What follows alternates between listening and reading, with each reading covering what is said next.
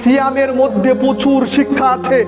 আল্লাহ সুবহানাহু ওয়া তাআলা তিনি সিয়ামের মাধ্যমে আপনাকে আমাকে মারাত্মক একটি শিক্ষা দিচ্ছেন।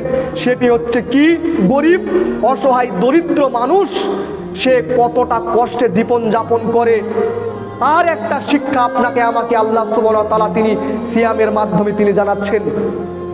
যখন একজন ব্যক্তি সিয়াম পালন করে, তার টাকা আছে, খাবার প্রস্তুত, সম্মুখে খাবার আছে, তারপরে ওই ব্যক্তি খাবার খেতে পারছে না, ওই ব্যক্তি তখন বুঝতে পারে যে একজন অসহায় দরিদ্র মানুষ যার টাকা নেই, টাকার ব্যাগরে অসহায় থাকে, টাকার ব্যাগরে সে দোকানে সুন্দর সুন্দর খাবার, ফল, সুন্দর সুন্দর খাবার টাকার ব্যাগরে সে কিনে খেতে পারে না।